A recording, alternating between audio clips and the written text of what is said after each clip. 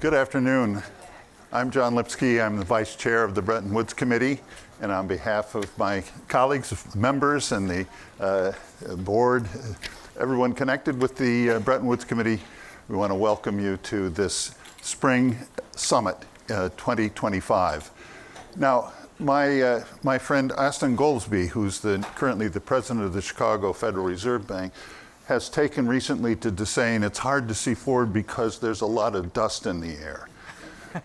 It seemed to me as of April 2nd, it's more like a sandstorm. So let's have a discussion with the managing director who has taken time out of this busy day and this busy week to share with us. So thank you. Thank you, John. Thank you very much. And of course, it is great to be with the Bretton Woods Committee and the friends of the Bretton Woods Committee. It is indeed time that again puts to the test the resilience of the world economy. But hey, we've been there. We know we can get through it. We published our World Economic Outlook today. For those who may have not seen it, just to give you a summary of it, we recognize that the uncertainty that has been created as a result of the sandstorm leads to revising downwards our growth projections for the world as a whole from 3.3 now to 2.8%. Please notice, this is not a prediction of recession. And for the majority of our members, with very few exceptions, some downgrades are in place. Advanced economies also 0.5 percentage point downgrade. Emerging markets 0.5 percentage point downgrade. When we look into other important macro aspects of the global outlook, inflation continues to trend downwards with a slightly slower pace.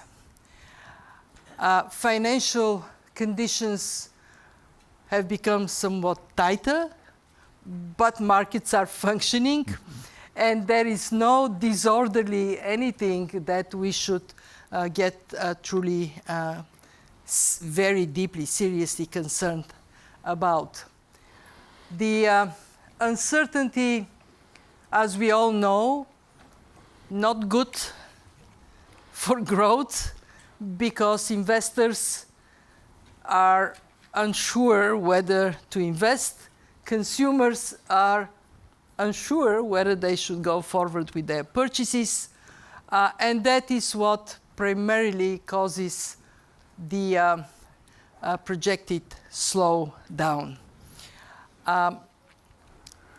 What we are also mindful of is that longer term, should a new world of trade comes to be in permanency, we are likely to see slower productivity growth. Why?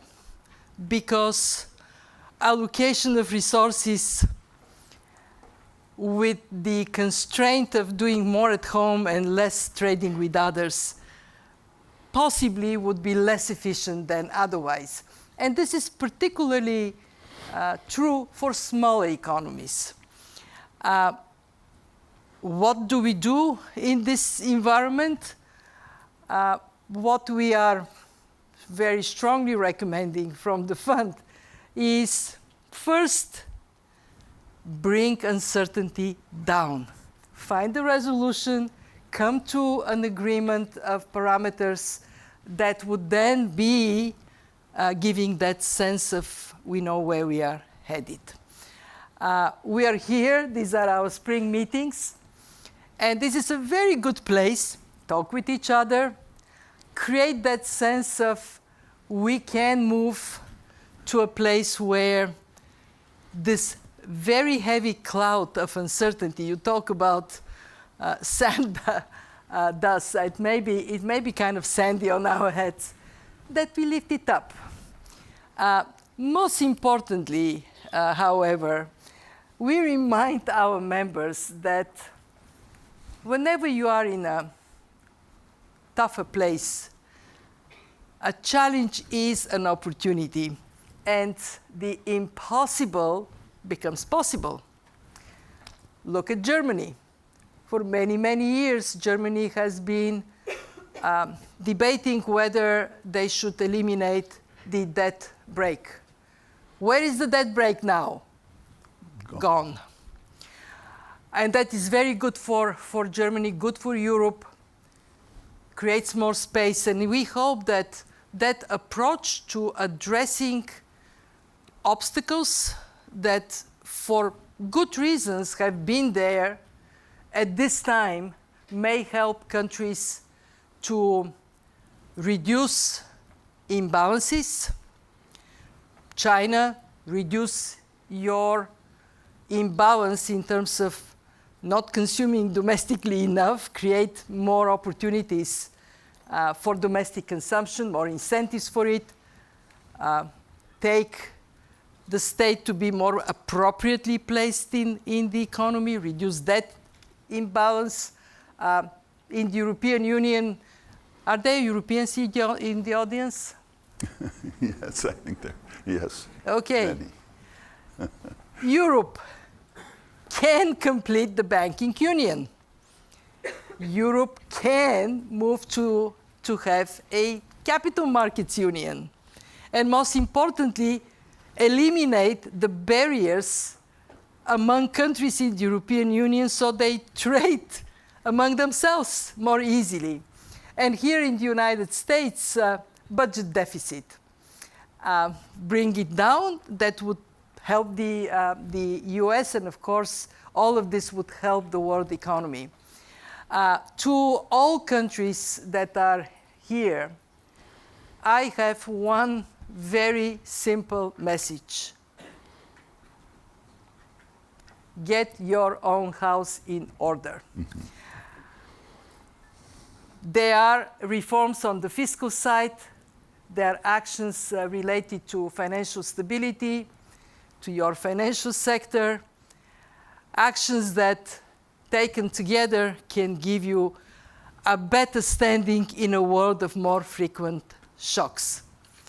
And finally, I believe we would see more regional cooperation in areas of the world where this makes total sense, whether we talk about ASEAN, or we talk about the Gulf Cooperation Council, or we talk about the communities in Africa that could do better. Or we talk about Central Asia. There is so obviously benefit of stepping up trade among neighbors, creating better conditions for capital flows across borders, and in that sense, very simple. Take challenge, make opportunity. And I hope that we would have some discussions around that at the spring meetings. So, for sure, in this difficult and uncertain environment, the fund has an important role of analysis, of helping to guide the understanding of the problems and the challenges. Beyond that, what is the appropriate role for the fund in a moment like this? Well, the fund, as many of you know, is created for conditions like this, when there are complexities, where there are difficulties. And what we contribute is threefold. First, we provide analysis that is objective, based on data from individual countries. We aggregate it and we offer it to the membership so they can see where the world is headed from one and the same place. Second, we translate this analysis into specific policy recommendations for individual countries.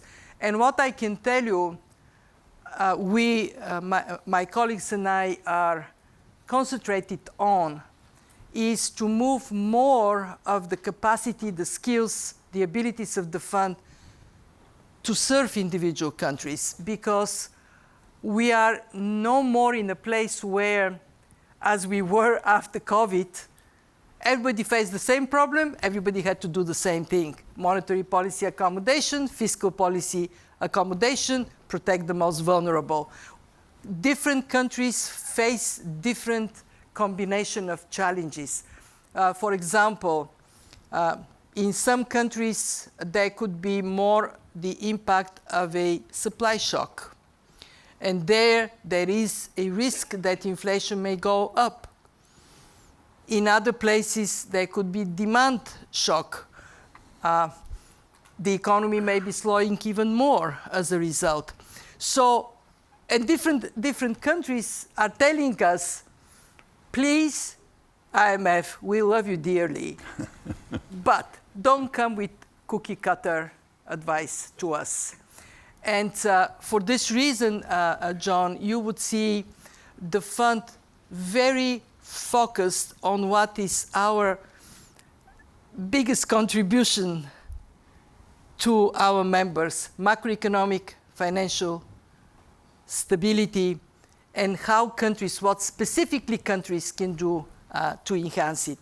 3, we are a financial institution. Actually, I look at the last years, almost 100 countries benefited from support from the fund. Right now, we have 48 programs. I spent the last week with our teams scanning the world to see where we are likely to have needs for the fund to step up financially. Either new programs or augmentation of existing programs. And what I can say is that we feel very strongly that we are not going to be helping our members if we are not also strongly defining conditionalities, not in a way of we are imposing on you, but in a way of, if you want to do better, let's see what are the actions you need to take on it. You might have heard me talking about Argentina. In Argentina, we have our largest program. So I look at Jeffrey, he has been there in a previous round. And this time is different. Why is it different? Because Argentina owns the program and is willing to take tough action to change the direction of the country. And that is the kind of support we want to give our members. And of course, since you are here, we also want to bring the membership together to get a good discussion around what are the challenges, what can be done about them. Mm-hmm. Now, let me give an advertisement to a publication that I think is underestimated, and that is the Managing Director's Global Policy Agenda, which is an innovation of a few years ago that provides an actual specific description of what the fund, how the fund intends to fulfill its role. What is there particularly notable in the latest edition? And I hope that encourages everybody to take a look. Please do. What is in this edition in comparison to what you have seen, if you looked at it in previous spring and annual meetings, is that this time we thought we need to look into a little bit further into the future. Why? Because we need to decide how to deploy some really important medium-term impacting reviews at the fund. So what you would see is Of course, a lot of attention to the current challenge. In that sense, a simple call: resolve trade tensions.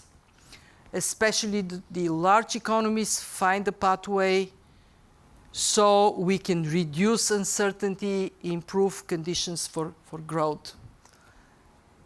But then we look into what can the fund do to support macroeconomic and financial stability.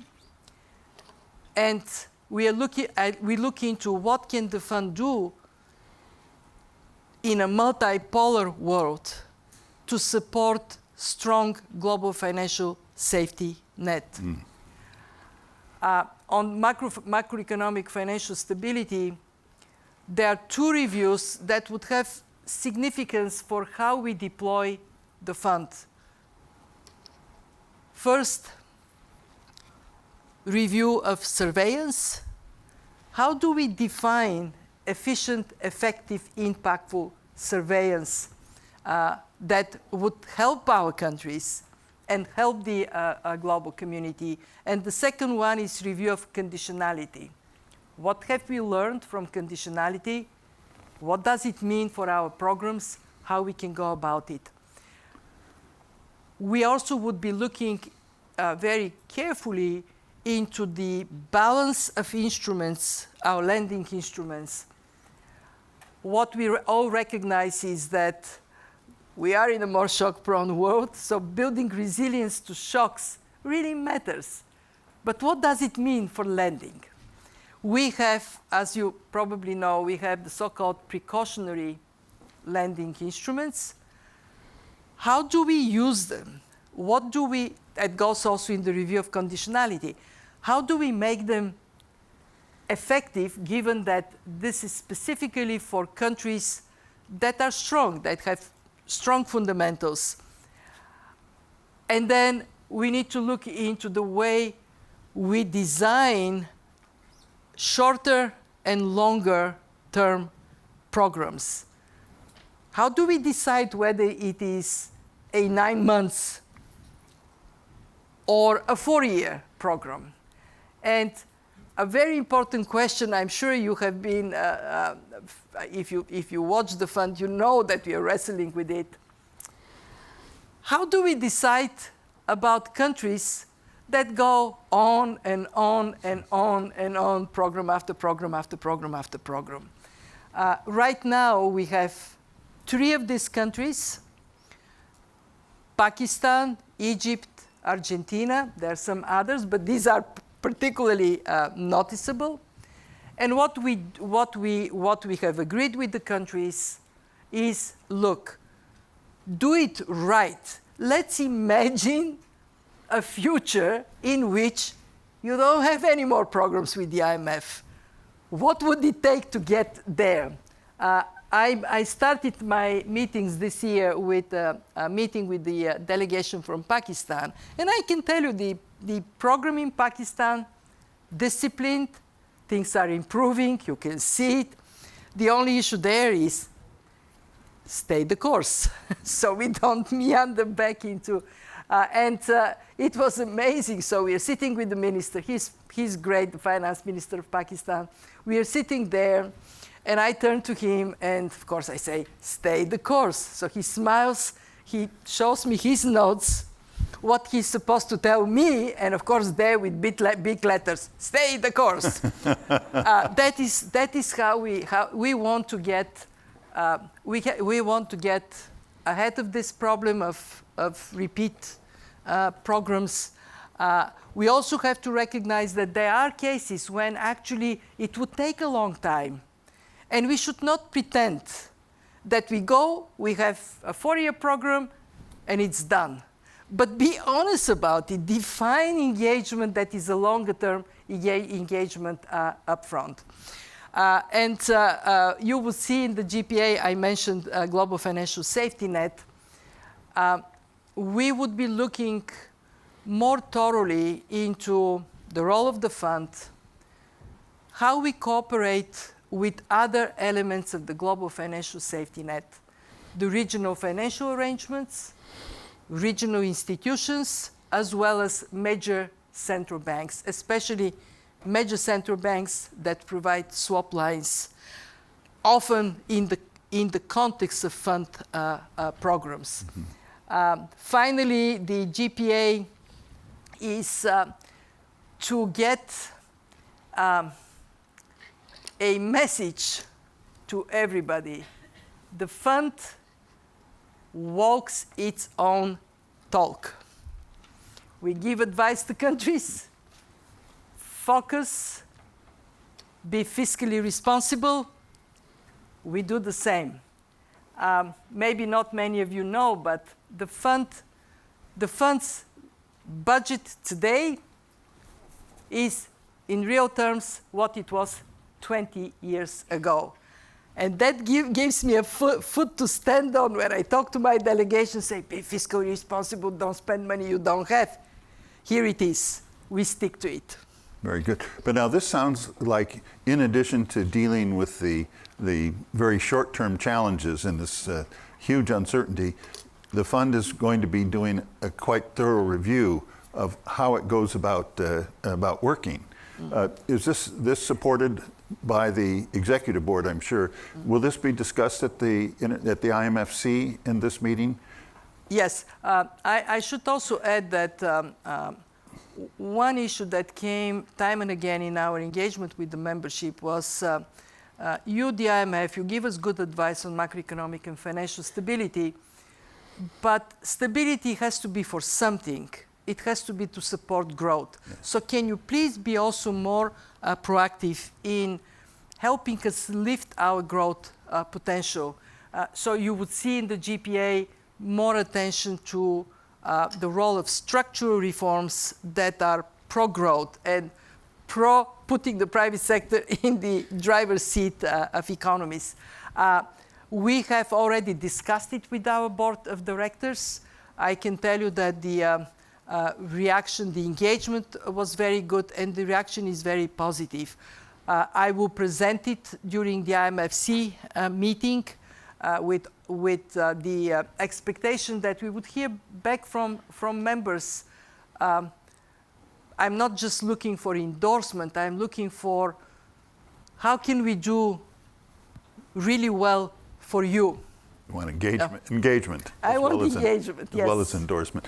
This is great that I also want endorsement, don't get me wrong. But this is great. So dealing with the short term while not losing a focus on how to make the institution work better in the long term. Now, in the short term, one of the problems is, or it looks like it's, if anything, going to get worse, is debt, and especially debt of developing emerging economies. You've been doing a lot of work with this. We've had the common framework has not worked as well as many had hoped. You and President Banga have taken to form the roundtable on debt restructuring. And is that making some progress? Can we look forward to some improvements in how the debt restructuring mechanisms will work? Let me start by saying that the debt landscape is very different today than it was 15, 20, oh, yes. 30 years ago. It is a kind of multipolar world, and within it, private sector plays a role, public sector plays a role, traditional, non-traditional lenders. I just spent an hour and a half with the Africa Caucus, and you wouldn't be surprised, for them this is a central issue. We talk a lot about it. And what we recognize is that today, dealing with debt is like herding cats. And I was talking to the minister from Ghana. They have had a real cat herding exercise in that restructuring. I asked him, scratches, do you have some? He says, oh, yes, I do. It is important to not be naive about the complexity that most cases, not all cases, but most cases of high debt vulnerability present.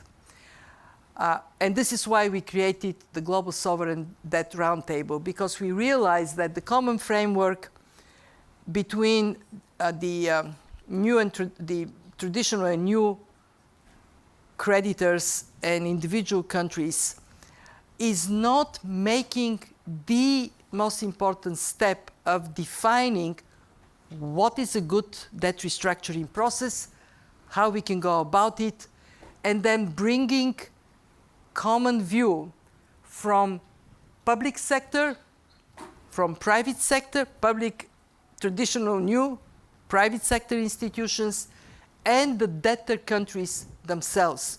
So we sit around the table, we identify what are the challenges, and then we work through those to come up with a solution, a path to solution. Tomorrow we are going to have the Global Sovereign Debt Roundtable. It is at ministerial level or leadership from the private sector. And I'm very pleased to preview, maybe I shouldn't preview, so bad luck, it goes away. But what we are aiming is to have a guidebook on how to do it, how to define timeline, how to define steps, how to go through these steps.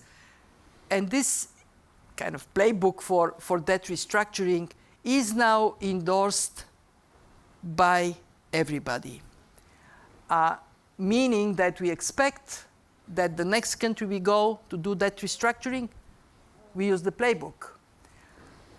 It may sound like not a big deal. It's actually a big deal. It's a big deal.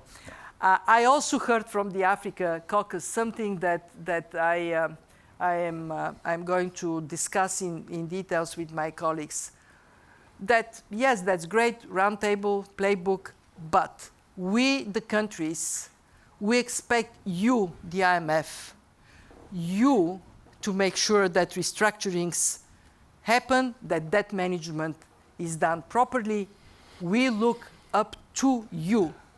And I think we have to recognize that that means for us to be more active, to be more outspoken, so countries can say, you're doing what we expect you to do. There is a lot of unfinished work on debt transparency. And I think in this world in which we just entered a new period of turbulence, everybody is in a tougher place because we went from shock to shock to shock. But low-income countries, vulnerable middle-income countries, they have no policy space to speak of. Their debt levels are now eating precious resources in a way that is truly devastating. So we have to take this task seriously. We have had successes. I actually was looking at the numbers. Median emerging market economy, external debt service to revenue is now twice as high as it was a decade ago. From 7% in 2014, it went up to 14%. I mean, just imagine what it is. You have your revenues squeezed by, shrinking by 14% in this moment in time. So yes, we would do this, but we also are, again, I go back to our focus. We also would do more in technical assistance, in policy advice for debt management. And I also heard this from countries. They say, sometimes we feel when we come to these debt discussions, we feel like babes in the wood. Here are the wolves, and we need to somehow handle them. Help us in capacity. Also, be there for us. If you need your analysis, please be there to help us. Yes. And as you know, the Bretton Woods Committee has viewed this as an extremely important issue. I know, yes. And thank you for what you have presented to us. Well, and thank you for taking it forward, and let's hope you haven't jinxed the outcome of the roundtable and you have some real success to talk about. So my plea to the audience and a little prayer. Please play book, come true tomorrow. One last topic. We're in the midst of some pretty rapid change in terms of the role of the digital everything, but the digital finance. And this is taking various forms. As you know, in some of the member countries, it seems there's real intent to produce central bank digital currencies. Other places, like in the United States, more interest in stable coins. But in essence, it looks like the financial system may be changing in many important ways. What is the fund's view and what is the fund's engagement in helping to not just understand, but to design the architecture for a digital world? It is already changing, and it is changing in a fairly diverse way across the globe. As you said, there are countries that are pursuing central bank digital currencies. There are countries that are absolutely not going to go for CBDCs. There are countries that are going for stable coins, and there are countries that absolutely ban stable coins. So how do countries make these choices? They have actually turned to us. This is the area where we're getting fastest growth of demand for technical assistance. And what we do is we identify obviously we don't know technology. We take for given this is the technology that is in place. But then what we look into is when this technology is applied, what are the opportunities for countries in cutting down costs of transactions, in facilitating economic activities? What are the risks? And the risks are threefold. One, risk to financial stability. If you get willy-nilly into a place not quite knowing how that may blossom, you may have trouble. Two, we have recognized that quite a number of countries, including large economies like India, are very concerned about their monetary policy sovereignty. They are concerned that, say, dollar stablecoin can invade their policy space and then push the rupiah into a tough place. And three, how do we connect different choices? How can we ensure interoperability in this more diverse world? We see our role in being in responding to demand from members, but also engaging with others, with standard setters, engaging with BIS that has advanced a lot on innovation, with the Financial Stability Board, so we can collectively come up with a good pathway. Technology is very valuable. I think digital money is here. Even if we want to close this, genie is out. Mm-hmm. And the question is how to make a rational, how to minimize risks, how to enhance opportunities, and most importantly, how to provide knowledge to countries about what is going on and how they find their place in it. So you're happy with the level of fund engagement in developing this area? I'm happy. You ask my team that works on digital money, they would say, oh, no, we should be doing more. No, I am actually quite happy. I think that we have positioned the fund.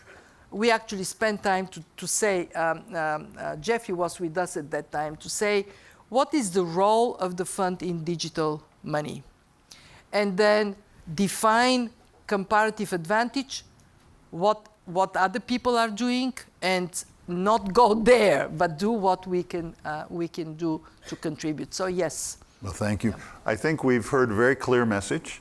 The fund is very focused on dealing with what's in front of us with the sandstorm, but is also thinking creatively and importantly on the future beyond the sandstorm.